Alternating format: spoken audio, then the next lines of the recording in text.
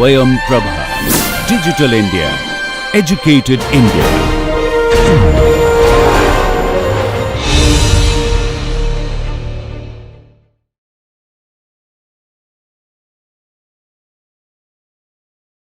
சென்ற பாடத்தில் இந்த 2 முறைகளை நம்ம பார்த்தோம். அதே ஸ்லைடை இப்போ உங்களுக்கு காமிச்சிருக்கேன். முதல்ல பார்த்தது நார்த் வெஸ்ட் கார்னர் ரூல் அப்படிங்கிறது, அது வலது பக்கத்தில் இருக்கிறது. அது நமக்கு 980ன்னு காஸ்ட் கொடுத்தது.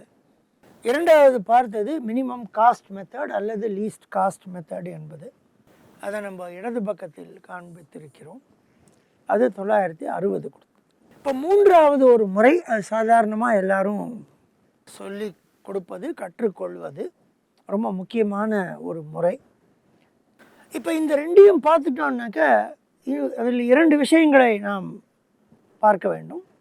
இந்த 960 தான் கம்மியாக, அதை விட கம்மியாக இருக்கிறதுக்கு சான்ஸ் இருக்கான்னு கேட்டால் பதில் சொல்ல முடியாது. நம்மளால் இருக்கலாம் சான்ஸ். அதனால் இது பேர் ஆப்டிமம் சொல்யூஷன் இப்போ சொல்ல முடியாது. இந்த 980 ஆப்டிமம் இல்லைன்னு சொல்ல முடியும். ஏன்னா 960ல் ஒரு சொல்யூஷன் இருக்குது. அதை விட குறைந்த விலையில் ஒன்று இருக்கிறதுனால அது பெஸ்ட் சொல்யூஷன் இல்லை, ஆப்டிமம் இல்லை. இந்த 960 தான் ஆப்டிமமான தெரியாது நமக்கு. ஆனால் நமக்கு ஏன் தெரியும்னா, சால்வேர் 920 கொடுத்துருது, அதனால் ஆப்டிமம் அதுதான்னு தெரியும். இப்போ சால்வேர் நமக்கு தெரியாதுன்னு வைத்துக்கொண்டால் இந்த 960 வந்து இதுதான் பெஸ்ட்டான்னு நம்மளால் சொல்ல முடியாது.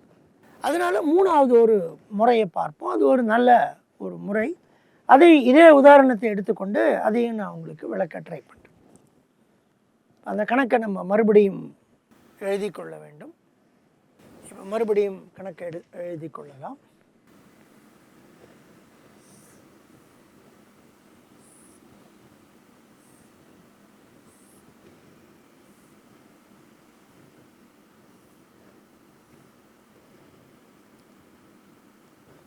For 688 6867 5768 40 60 50 20 30 50 50. இப்போ வந்து நம்ம இந்த மினிமம் காஸ்ட் முறையை எடுத்துக்கொண்டால் ஃபஸ்ட்டு நம்ம என்ன பண்ணுவோம், இந்த 4ல் போடுவோம். ஏன்னா அதான் மினிமம் காஸ்ட். அந்த ஐடியாவை உங்களுக்கு வேறு விதமாக சொல்கிறேன். இப்போ இந்த 40 இந்த இடத்துல இருக்குது, இந்த 40 வெளியில் போய் ஆகணும். ஆக நம்ம என்ன பண்ணுவோம், எங்கே வந்து கம்மி காஸ்ட் இருக்கோ அங்கே அனுப்பு அப்படின்போம். ஆக அதை எடுத்துக்கொண்டால் இந்த 4ல் அனுப்பணும். இப்போ அடுத்தது என்ன சொல்கிறோம், ஏதோ ஒரு காரணத்திற்காக இந்த 4 வந்து நம்மளால் உபயோகப்படுத்த முடியவில்லை என்றால் என்ன பண்ணுவோம், அடுத்த குறைந்ததை நம்ம எடுத்துப்போம். அந்த அடுத்த குறைந்தது 6. ஸோ இந்த குறைந்த 4ஐ உபயோகப்படுத்த முடியவில்லை என்றால் அதற்கு அடுத்த குறைந்ததான 6ஐ நாம் எடுத்துக்கொள்வோம். அதை எடுத்துக்கொள்ளும் பட்சத்தில், அதை எடுத்துக்கொள்ளும் நிலைமை நமக்கு ஏற்பட்டால் ஒரு பொருளை அனுப்புவதற்கும் 2 ரூபாய் அதிகம் செலவழிக்க வேண்டிய நிலைமையில் இருப்போம். 4 ரூபாயில் அனுப்பக்கூடிய ஒன்றை நம்மளால் பண்ண முடியவில்லை என்றால் நாம் அடுத்ததாக இந்த 6 இதுக்கு தான் போவோம். இந்த ரோவில் அடுத்த பெருசு 6. ஆக ஒவ்வொரு பொருளுக்கும் அதிகம் கொடுக்கறது 2. இந்த அதிகம் கொடுக்கறது பெனல்ட்டி, ஒரு தண்டனை அப்படின்னு நம்ம எடுத்துக்கொள்ளலாம். பெனல்ட்டி அப்படின்னாக்க அதிகம் நமக்கு ஆகும் அதிகப்படியான செலவு அப்படிங்கிறது தான் சாதாரணமான அர்த்தம் பெனல்ட்டி அப்படிங்கிற வார்த்தைக்கு. சில சமயங்களில் வந்து பெனல்ட்டிங்கிறது தண்டனை அப்படின்னும், அதற்காக நாம் செலவழிக்கும் அதிகபட்ச பணம் அல்லது முயற்சி அல்லது, ஆக அதுக்கு ஆங்கிலத்தில் பெனல்ட்டின்னு பேர். அந்த பெனல்ட்டிங்கிறது என்னன்னாக்க, இந்த 6 ரூபாயிலேருந்து 4 ரூபாய் கழிச்சா வர 2 ரூபா, அந்த 2 ரூபா பெனல்ட்டி இங்கே சின்னதாக ரைட் சைடில் எழுதியிருக்கேன். அதே மாதிரி இந்த 60 எடுத்துக்கொண்டால் இந்த 6ல் கொடுக்க ட்ரை பண்ணுவோம். இந்த 6ல் கொடுக்க முடியலன்னா கூட நமக்கு இன்னொரு 6 இருக்குது, ஆக பெனல்ட்டி 0. ஒரு மினிமம் 6ல் கொடுக்க முடிய ட்ரை பண்ணுவோம். ஏதோ ஒரு காரணத்துக்காக அதை செய்ய முடியவில்லை என்றால் இன்னொரு 6 இருக்கிறதுனால பெனல்ட்டி 0. இந்த 50 எடுத்துக்கொண்டால் 5ல் நம்ம கொடுக்க ட்ரை பண்ணுவோம். அது முடியலன்னா 6 இருக்குது, ஆக பெனல்ட்டி 1. அதே மாதிரி இந்த காலம் எடுத்துக்கோங்க. இந்த 20 எப்படியும் வந்து சேர வேண்டும். இந்த 4ல் வந்து சேர்ந்ததுன்னா பெஸ்ட்டு, ஏன்னா அது மினிமம். அது இல்லைன்னாக்க உங்களுக்கு 5ல் வர சான்ஸ் இருக்குது, பெனல்ட்டி 1. அடுத்ததில் பார்த்தீங்கன்னா 6, அது 6 முடியலன்னா 7, ஆக பெனல்ட்டி 1. அடுத்ததில் பார்த்தீங்கன்னா 6, அது இல்லைன்னா இன்னொரு 6 இருக்குது, ஆக பெனல்ட்டி 0. லாஸ்ட்டு பார்த்தீங்கன்னா 7, அது முடியலன்னா 8 இருக்குது, ஆக பெனல்ட்டி 1. ஸோ ரோ பெனல்ட்டிங்கிறது 201, காலம் பெனல்ட்டிங்கிறது 1101. இந்த 7 பெனல்ட்டிகளில் அதிகபட்ச பெனல்ட்டி இந்த 2. ஸோ இந்த அதிகபட்ச பெனல்ட்டி நமக்கு என்ன சொல்லி கொடுக்குது? இங்கே தான் அதிகப்பட்ட பெனல்ட்டி இருக்கிறதுனால இந்த பெனல்ட்டி நமக்கு மேலே விழக்கூடாது. ஆக அதை முதல்ல எடுத்துக்கொண்டு அந்த 4ல் போட்டு விட்டோம்னாக்க இந்த 6ங்கிற இதை நம்ம உபயோகப்படுத்த வேண்டிய அவசியம் இருக்காது. ஆக இந்த மேக்சிமம் பெனல்ட்டி ஆன 2ங்கிறத நம்ம அவாய்ட் பண்ணலாம். ஸோ மேக்சிமம் பெனல்ட்டி எடுத்துக்கொண்டு அதை முதலில் யூஸ் பண்ணினோன்னாக்க நமக்கு அந்த மேக்சிமம் பெனல்ட்டி நமக்கு வராது அப்படிங்கிற ஒரு அசம்ஷனில் இந்த 2வை முதல்ல எடுத்துக்கணும். ஸோ 2வை முதல்ல எடுத்துக்கணுன்னாக்க இந்த 40 முதல்ல எடுத்துக்கணும். இந்த 40 முதல்ல எடுத்துக்கிறோன்னாக்க அதோட சீப்பஸ்ட் மினிமம் காஸ்ட் இந்த 4. ஆக இந்த 4ல் எவ்வளோ போட முடியுமோ போடணும். 40 இருப்பு, தேவை 20, ஆக 20 போட்டு விட்டால் முடிஞ்சு போயிடும். இந்த 20ஐ முடித்து விடுவோம். இந்த 40ங்கிறது 20ஆக மாறும். இப்போ திருப்பி பெனல்ட்டி இந்த 20ஐ எடுத்துக்கொண்டால் மினிமம் இந்த 6ல் போடணும். அந்த 6ல் போட முடியலன்னா 8, ஆக பெனல்ட்டி 2. 60 எடுத்துக்கொண்டால் மினிமம் 6ல் போடணும், அது இல்லைன்னா 7, ஸோ பெனல்ட்டி 1. 50 எடுத்துக்கொண்டால் மினிமம் 6, அது இல்லைன்னா 7, பெனல்ட்டி 1. காலமில் வந்தீங்கன்னா இந்த 30 எடுத்துட்டீங்கன்னா மினிமம் 6, இல்லைன்னா 7, அதே 1, ஸோ பெனல்ட்டி மாறாது. இந்த ரோ 3க்கும் பெனல்ட்டி மாறும். இப்போ காலம் 3க்கும் பெனல்ட்டி, இந்த மீதி இருக்கும் காலம் 3 காலம்ஸ்க்கும் பெனல்ட்டி மாறாது. ஆக நம்ம கையில் இருக்கிற 6 பெனல்ட்டிகள் 211, 101. அதில் அதிகபட்ச பெனல்ட்டி இந்த 2. அதை நம்ம முதல்ல எடுத்துக்கணும். ஆக இந்த 6ல் எவ்வளோ போட முடியுமோ போட ட்ரை பண்ணணும். இருப்பு 20, தேவை 30, அதனால் இருப்பு 20ஐ போட்டுவிட்டு இதை முடிச்சு விடணும். இது 10ஆக மாறிவிடும். இப்போ திருப்பி ரோ பெனல்ட்டி வந்தீங்கன்னாக்க 2வது ரோ இருக்குது, மினிமம் 6, அடுத்தது 7, அதே தான். 3வது ரோவில் மினிமம் 6, அடுத்தது 7, அதே தான். ஸோ ரோ பெனல்ட்டி மாறாது, ஆனால் காலம் பெனல்ட்டி மாறும். செகண்ட் காலம் எடுத்தீங்கன்னா மினிமம் 7, அதுக்கு அடுத்தது 8, ஆக பெனல்ட்டி 1. இந்த 50ன்னு இருக்கிற காலம் எடுத்தீங்கன்னாக்கா மினிமம் 6, அடுத்ததும் 6, பெனல்ட்டி 0. கடைசி காலம் எடுத்தீங்கன்னா மினிமம் 7, அடுத்தது 8, பெனல்ட்டி 1. ஆக இப்போ நம்மக்கிட்ட 5 பெனல்ட்டி இருக்குது. 1, 1, 1, 0, 1. அதில் மேக்சிமம் பெனல்ட்டிங்கிறது 1. அது 4 இடத்துல வருது. எது வேணால் நம்ம எடுத்துக்கலாம் அந்த 4ல். ஆக எந்த பெனல்ட்டி எடுத்துக்கொள்கிறோங்கிறத பொறுத்து சொல்யூஷன் மாறும். இப்போ ஒரு உதாரணத்துக்கு இந்த ஃபஸ்ட்டு இருக்கிற 1 எடுத்துக்கலாம். எடுத்துட்டா மினிமம் 6, அந்த 6ல் எவ்வளோ போட முடியுமோ போடணும். இருப்பு 60, தேவை 50, ஸோ 50 போட்டுடலாம். இது முடிஞ்சு போயிடும். இது 10ஆக மாறிவிடும். இப்போ மறுபடியும் பெனல்ட்டி போட்டால் 7, இந்த 10க்கு 10 இருக்குது, அதனால் 7, 8, பெனல்ட்டி 1. அடுத்ததில் 7 8 பெனல்ட்டி 1, பெனல்ட்டி மாறவில்லை. இங்கே போட்டிங்கன்னா 7 8 பெனல்ட்டி 1, 7 8 பெனல்ட்டி 1, எல்லாத்துக்குமே பெனல்ட்டி 1 தான். இப்போ நம்ம திருப்பி இந்த 1 எடுத்துட்டோம்னாக்க 10 கையில் இருக்குது. இந்த 7ல் எவ்வளோ போட முடியுமோ போட வேண்டும். இருப்பு 10, தேவை 50. ஆக 10ஐ போட்டுவிட்டு இதை முடிச்சுடலாம், இதையும் முடிச்சுடலாம். இந்த 50ங்கிறது 40ஆக மாறுகிறது. ஒரு ரோ தான் இருக்குது, அதனால் இங்கே 10, இங்கே 40. இது பேர் பெனல்ட்டி காஸ்ட் மெத்தட் அப்படின்னு பேர். அதுக்கு பின்னாடி வரலாம். இதற்கு உண்டான செலவு காசு எவ்வளோ ஆகுதுங்கிறத பார்க்கலாம். 4 20 80, 6 20 120, 300 70 70 320, 0 8 2 10 17 26க்கு 9 960. ஆக்சுவலாக பார்த்தீங்கன்னாக்க போன சொல்யூஷன் என்ன, அதே தான் கொடுத்துருக்கு. 20 20 டேஷ் 50 10 10 40 டேஷ் 50 10 10, அதே சொல்யூஷன் கொடுத்துருக்கு. இதில் மாற்றம் எதுவும் இல்லை. ஆனால் இந்த ஒரு இடத்துல நம்ம ஞாபகம் வச்சுக்கணும், 4 இடத்துல டை ஈக்குவலாக இருந்தது.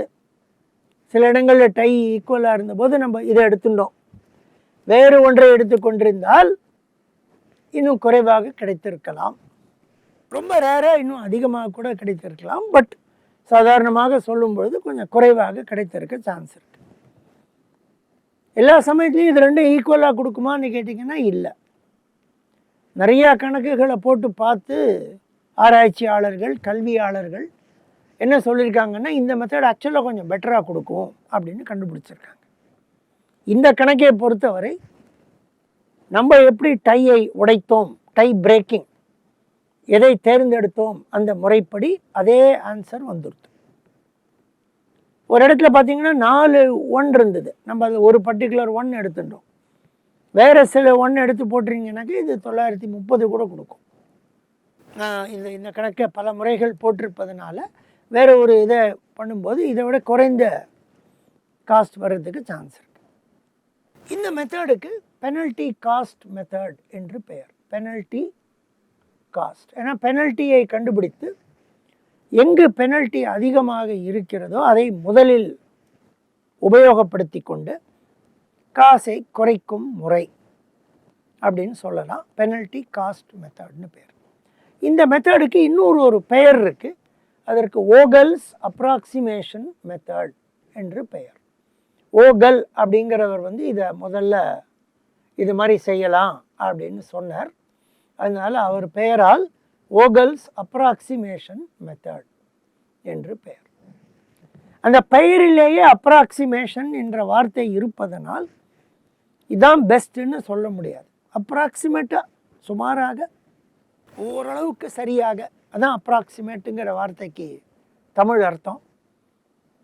ஆனால் எப்பவுமே இது குறைந்ததை கொடுக்காது. பல நேரங்களில் குறைந்த இதை கொடுத்து விடும். ஆனால் சில நேரங்களில் கொடுக்காமலும் இருக்கலாம். இது ரொம்ப முக்கியமான ஒரு மெத்தடு, ஓகல்ஸ் அப்ராக்சிமேஷன் மெத்தட் என்று இந்த மெத்தடுக்கு பெயர். ஆக இப்போ 3 மெத்தடை நம்ம பார்த்துட்டோம். முதல்ல நார்த் வெஸ்ட் கார்னர் ரூல் அப்படிங்கிறத பார்த்தோம். இரண்டாவது மினிமம் காஸ்ட் அல்லது லீஸ்ட் காஸ்ட் மெத்தட் என்று பார்த்தோம். மூன்றாவது பெனல்ட்டி காஸ்ட் மெத்தட் அல்லது ஓகல்ஸ் அப்ராக்சிமேஷன் மெத்தட் அப்படிங்கிறதையும் மூன்றாவதாக பார்த்தோம். சாதாரணமாக ஒரு கணக்கை எடுத்துக்கொண்டு கையில் போடும்போது ஓகல்ஸ் அப்ராக்சிமேஷன் மெத்தட் மூலமாக போடுவதற்கு கொஞ்சம் நேரம் ஆகும். ஆனால் நேரம் அதிகம் செலவழிப்பதால் சொல்யூஷன் கொஞ்சம் பெட்டராக வர்றதுக்கு சான்ஸ் இருக்குது. இந்த கணக்கை பொறுத்த வரைக்கும் லீஸ்ட் காஸ்ட்டும் அதுவும் சேம் கொடுத்துருத்து. நம்ம கையாண்ட முறையினால் சில நேரங்களில் இன்னும் கம்மியாக கொடுக்க சான்ஸ் இருக்குது. இதான் எப்போவுமே பெஸ்ட்டு கொடுக்குமா? கொடுக்காது. ஏன்னா இந்த கணக்கை பொறுத்த வரைக்குமே நமக்கு 920 இருக்குதுன்னு தெரியும். ஆக 960 பெஸ்ட்டாக இருக்க முடியாது. ஆக இந்த முதல் 3 மெத்தடும் பார்த்தீங்கன்னாக்க அதற்கு பெயர் ஸ்டார்டிங் சொல்யூஷன் அப்படின்னு பெயர். ஆரம்பிக்கும் பொழுது நாம் யூஸ் பண்ணுற சொல்யூஷன். கன்ஸ்ட்ரக்ஷன் சொல்யூஷன், முதல்ல ஒரு சொல்யூஷனை நாம் உருவாக்குறோம், கன்ஸ்ட்ரக்ட் பண்ணுறோம். ஸோ கன்ஸ்ட்ரக்ஷன் சொல்யூஷன்ஸ்னு பேர், அல்லது ஸ்டார்டிங் சொல்யூஷன்ஸ்னு பேர், ஆரம்ப சொல்யூஷன் அப்படின்னு பேர். சாதாரணமாக பரீட்சையில் ஒரு வினாத்தாளில் வரும்போது உங்களை வந்து கேள்வி கேட்டிருந்தாங்கன்னா மினிமம் காஸ்ட்டில் போடுங்கம்பாங்க, இல்லை ஓகல்ஸில் போடுங்கம்பாங்க. ரெண்டுலேயுமே வந்து எல்லாருக்கும் அதே ஆன்சர் வரும்னு கூட சில சமயங்களில் சொல்ல முடியாது. டை இருக்குனாக்கா டைக்கு தகுந்தாற் போல் எதை எடுத்துக்கொள்கிறோமோ அதற்கு தகுந்தா போல் ஆன்சர்ஸ் வரும். அதையும் நாம் புரிந்து கொள்ள வேண்டும்.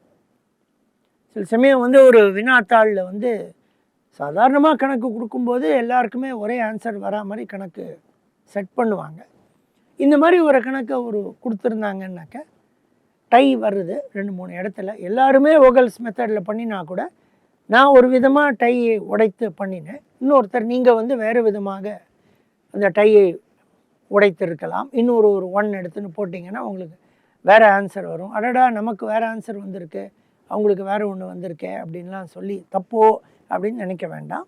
டை இருக்கும் இடங்களெல்லாம் டையை நம்ம எப்படி உடைக்கிறோமோ, டை பிரேக்கிங், டையை நாம் எப்படி தீர்வு செய்கிறோமோ அதற்கு தகுந்தாற் போல் நமக்கு ஆன்சர் வரும். வெவ்வேறு ஆன்சர் வர்றதுக்கு சான்ஸ் இருக்குது. இப்போ இன்னொரு விஷயத்தை பார்த்து இந்த டிரான்ஸ்போர்ட்டேஷன் ப்ராப்ளம் அப்படிங்கிறத நம்ம கற்றுக்கொள்வதை ஒரு இடத்தில் நிறுத்தலாம். இப்போ அந்த நம்ம சால்வரில் போட்டதுனால நமக்கு பெஸ்ட்டு வந்து 920ன்னு தெரியும், போட்டதுனால நமக்கு தெரியும். இல்லாட்டி நமக்கு 960 தான் பெஸ்ட்டுன்னு நினச்சிட்டு இருப்போம். இப்போ வேறு ஒருத்தர் வந்து ஓகல்ஸை வேறு விதமான டை பிரேக் பண்ணி அவங்களுக்கு 930 வந்திருக்கு அப்படின்னு சொன்னாங்கன்னா ஓஹோ 30 சொல்யூஷன் இருக்குது, அதுதான் பெஸ்ட்டாக தெரியாது, சால்வரில் போட்டால் தான் தெரியும். ஆக சால்வரில் போடாமல் கையில் போடும்பொழுதே எப்படி பெஸ்ட்டு சொல்யூஷனை எடுப்பது அப்படிங்கிறது அது பாடத்தில் வினாத்தாள்களில் வினாக்களாக வரும். ஃபைண்ட் தி ஆப்டிமம் சொல்யூஷன் அப்படிம்பாங்க. எது பெஸ்ட்டு சொல்யூஷனோ அதை கண்டுபிடிங்கள் அப்படின்னு சொல்கிறது. அதை கண்டுபிடிக்கிறதுக்கு நம்ம முதல்ல ஒரு ஸ்டார்டிங் சொல்யூஷன் தேவை. இந்த 3 முறைகளில் ஏதாவது ஒரு முறையை பின்பற்றி ஸ்டார்டிங் சொல்யூஷன் எடுத்துக்கொள்ளலாம். இப்போ உங்கள் வினாத்தாளில் வந்து நீங்கள் start with Vogel's approximation and then find ஆப்டிமம்னு கேட்டாங்கன்னாக்க ஓகல்ஸ் முறையில் நீங்கள் பண்ணணும். ஒன்றுமே சொல்லாமல் ஃபைண்ட் தி ஆப்டிமம்னு கேட்டாங்கன்னாக்க நீங்கள் 3ல் எந்த முறை வேணால் எடுத்துக்கொண்டு பண்ணலாம். ஆனால் சாதாரணமாக எல்லாருமே ஓகல்ஸ் மெத்தடை வைத்து கொண்டு தான் போவார். இப்போ எனக்கு 960 வந்திருக்கு, இன்னொரு 930 வரலாம். இப்போ இந்த சொல்யூஷனை எடுத்துக்கொண்டு அதிலிருந்து ஆப்டிமம் எப்படி செல்வது அப்படிங்கிறதுக்கு 2 முறைகள் இருக்குது. ஒரு முறைக்கு ஸ்டெப்பிங் ஸ்டோன் மெத்தட் என்று பெயர், இன்னொரு முறைக்கு யூவி மெத்தட் என்று பெயர். யூவி மெத்தட் என்று பெயர், யூவி மெத்தட் அல்லது மாடிஃபைடு டிஸ்ட்ரிபியூஷன் மெத்தட் என்று பெயர். அதை சாதாரணமாக மாடிஃபைடு டிஸ்ட்ரிபியூஷன் என்பதை சுருக்கி MODI மெத்தட் என்று சொல்வது வழக்கம். ஸோ 2வது மெத்தடுக்கு MODI மெத்தட் என்று பெயர் அல்லது UV மெத்தட் என்றும் பெயர். ஸோ உங்கள் வினாத்தாளில் ஃபாலோ தி MODI மெத்தட்னு எழுதியிருப்பாங்க, இல்லை ஃபாலோ தி UV மெத்தட் அப்படின்னு எழுதியிருப்பாங்க, எல்லாமே ஒன்று தான். இன்னொரு முறைக்கு ஸ்டெப்பிங் ஸ்டோன் மெத்தட் என்று பெயர். இப்போ நம்ம ஸ்டெப்பிங் ஸ்டோன் மெத்தடை பார்க்க போகிறதில்ல, இந்த UV மெத்தட் அல்லது MODI மெத்தடுங்கிறத மட்டும் இப்போ நம்ம பார்க்க போகிறோம். எதனால் அதற்கு UV மெத்தட் என்று பெயருங்கிறதும் நம்ம பண்ணும்போதே நமக்கு தெரிஞ்சிடும். ஆக இந்த UV மெத்தடை நாம் செய்யும் பொழுது முதல்ல நம்மக்கிட்ட ஒரு ஸ்டார்டிங் சொல்யூஷன் ஒன்று இருக்கணும். இப்போ அந்த ஸ்டார்டிங் சொல்யூஷனை நம்ம இந்த ஓகல்ஸுடைய சொல்யூஷனை எடுத்துக்கொள்ளலாம். ஸ்டார்டிங் சொல்யூஷனாக ஓகல்ஸுடைய சொல்யூஷனை எடுத்துக்கொள்ளலாம். ஆக அந்த சொல்யூஷனை மறுபடியும் நான் உங்களுக்கு எழுதுகிறேன். இந்த இதை போட்டு கட்டம் போட்டு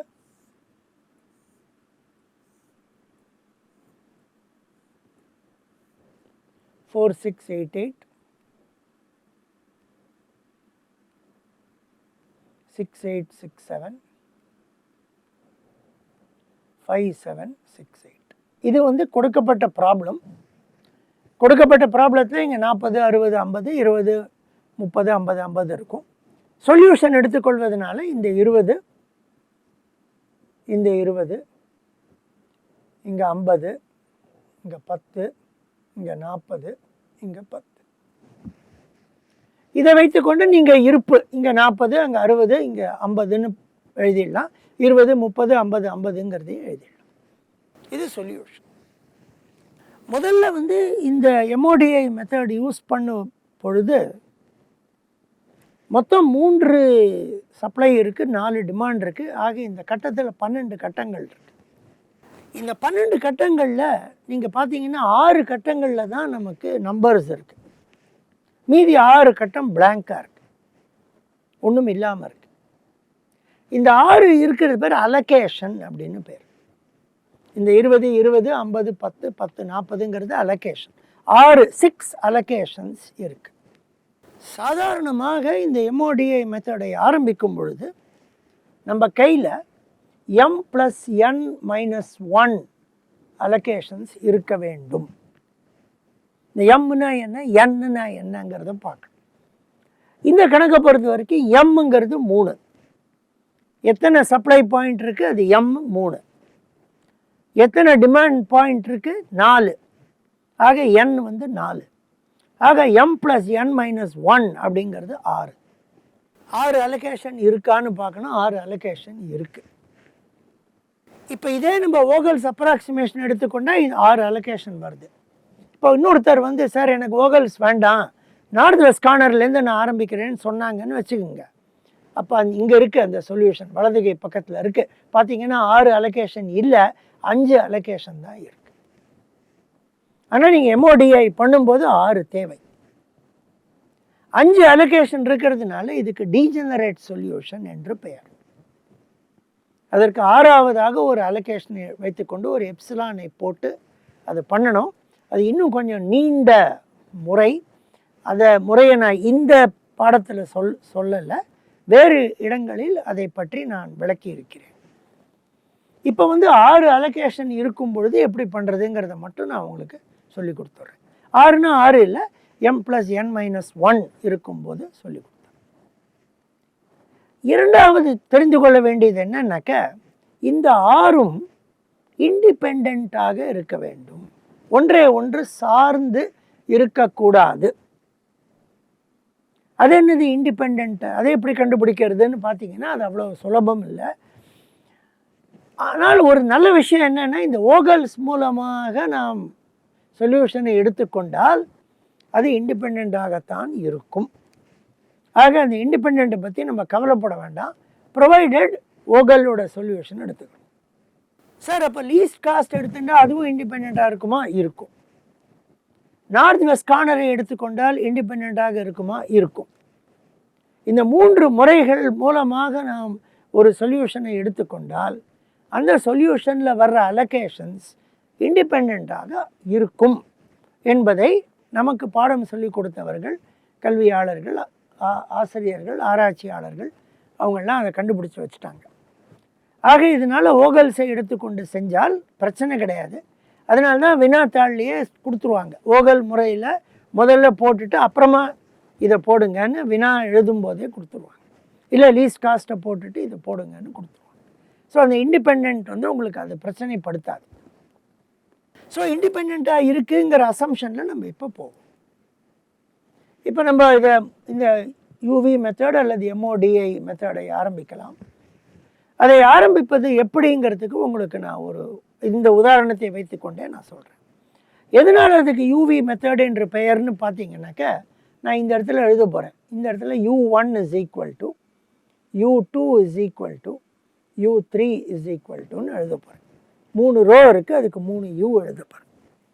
4 காலம் இருக்குது, 4 டிமாண்ட் பாயிண்ட் இருக்குது.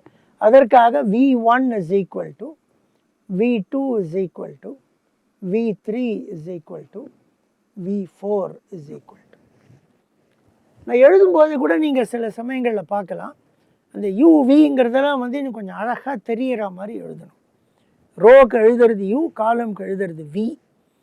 இப்போ U எழுதும்போது இப்படி எழுதணும் U. ஸோ அது Uன்னு படிக்க முடியும்.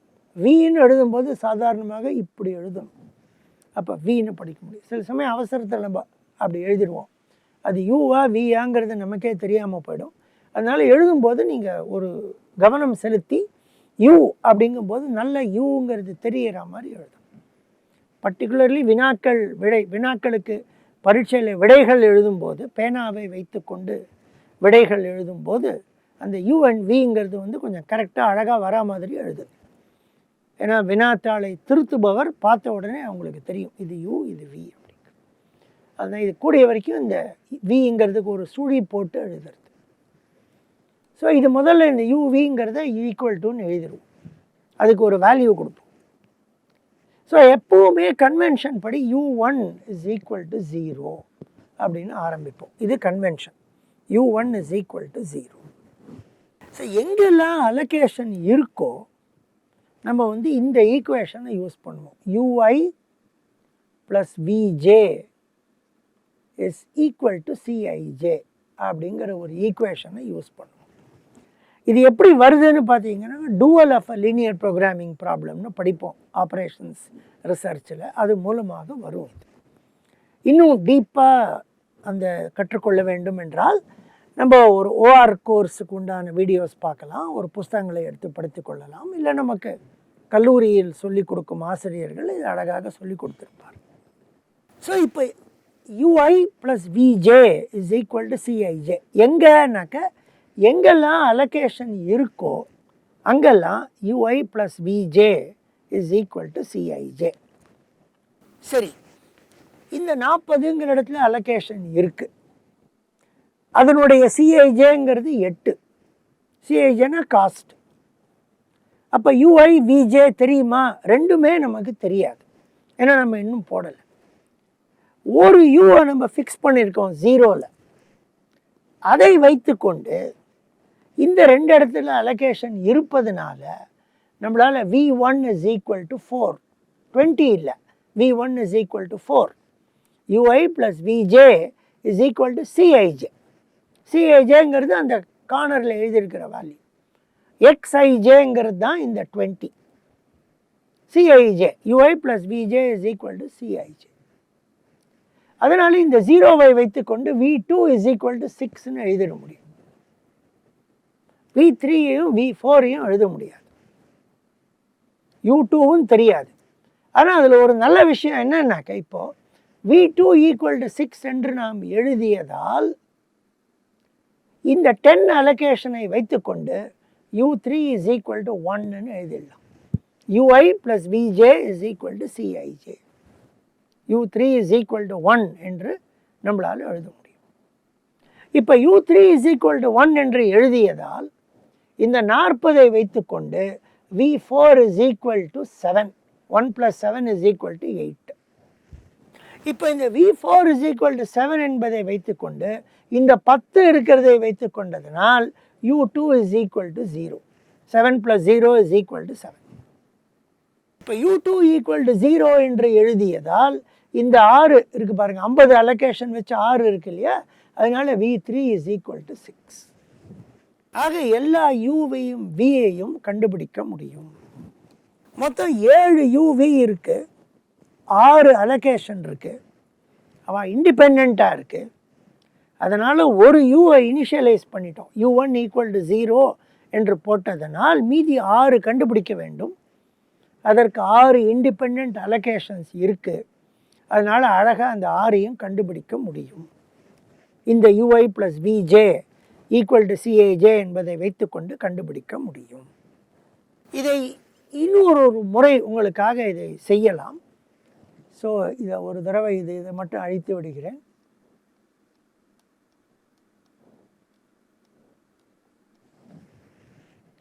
u1 ஈக்குவல் டு 0, அந்த ரோவில் பாருங்கள் 20 அலோகேஷன் இருக்குது, 4 காஸ்ட், அதனால் v1 ஈக்குவல் டு 4. திருப்பி u1 ஈக்குவல் டு 0, 20 அலோகேஷன் இருக்குது, காஸ்ட் 6, v2 ஈக்குவல் டு 6. இப்போ v1 ஈக்குவல் டு 4 போட்டதுனால நம்மளால் மற்ற எதுவும் கண்டுபிடிக்க முடியாது, வேறு அலோகேஷன் இல்லை. v2 ஈக்குவல் டு 6ங்கிற காலமில் இன்னொரு ஒரு அலோகேஷன் இருக்குது, 10 அலோகேஷன் இருக்குது, அதனால் u3ங்கிறது 1, 1 plus 6 is equal to 7. u3 equal to 1 போட்டதுனால இங்கே 40 அலோகேஷன் இருக்குது, 8 இருக்குது, v4 is equal to 7. V4 equal to 7 போட்டதுனால இங்கே இன்னொரு அலோகேஷன் இருக்குது 10, அதுக்கு காஸ்ட் 7, அதனால் U2 ஈக்குவல் டு 0. அந்த U2 ஈக்குவல் டு 0வை போட்டதுனால இங்கே ஒரு அலோகேஷன் 50 இருக்குது, அதோடைய காஸ்ட் 6, அதனால் V3 இஸ் ஈக்குவல் டு 6. எல்லாம் முடிச்சாச்சு. UI plus VJ equal to CIJ கரெக்டாக இருக்கா பாருங்கள், இந்த 6க்கும் கரெக்டாக இருக்கும். 0 + 4 4, 0 + 6 6, 0 + 6 6, 0 + 7 7, 1 + 6 7, 1 + 7 8. ஆக இந்த UIயும் Vயும் கண்டுபிடிச்சாச்சு. இந்த UIயும் Vயும் வச்சுட்டு என்ன பண்ண போகிறோம் அப்படின்னாக்கா, அடுத்தது நம்ம ஒன்று பண்ணணும். UIயும் Vயும் வச்சுட்டு அது என்ன பண்ண போகிறோம் அப்படிங்கிறத இப்போ நம்ம அடுத்த பாடத்தில் பார்க்கலாம். அடுத்த பாடத்தில் இதையே எடுத்துக்கொண்டு நம்ம கண்டினியூ பண்ணி பார்க்கலாம். இன்னும் முடியலை, அதுக்கு இன்னும் கொஞ்சம் 10 நிமிஷம் வேலை இருக்குது. அதை அடுத்த பாடத்தில் நம்ம இப்போ பார்க்கலாம். ஆக முதல்ல இப்போது கொடுக்கப்பட்ட சொல்யூஷனுக்கு இண்டிபெண்ட்டாக இருக்கிறது 6 அலோகேஷன் இருக்குது, 7 வேரியபிள் இருக்குது. ஒரு வேரியபிளை 0ன்னு ஃபிக்ஸ் பண்ணிட்டா மீதி 6ஐயும் கண்டுபிடிக்க முடியும். மீதி 6ஐயும் இந்த 6 ஈக்குவேஷனை வச்சு கண்டுபிடிச்சிடுறோம். ஏன்னா அது இண்டிபெண்ட்டாக இருக்கிறதுனால கண்டுபிடிக்க முடியும். ஆக இந்த UVயும் கண்டுபிடித்து விட்டோம். அதை வைத்துக்கொண்டு பின்னால் வேறு சில விஷயங்களை செய்ய வேண்டும். அது என்னங்கிறத நம்ம அடுத்த பாடத்தில் பார்க்கலாம். நன்றி. அடுத்த பாடத்தில் சந்திக்கலாம்.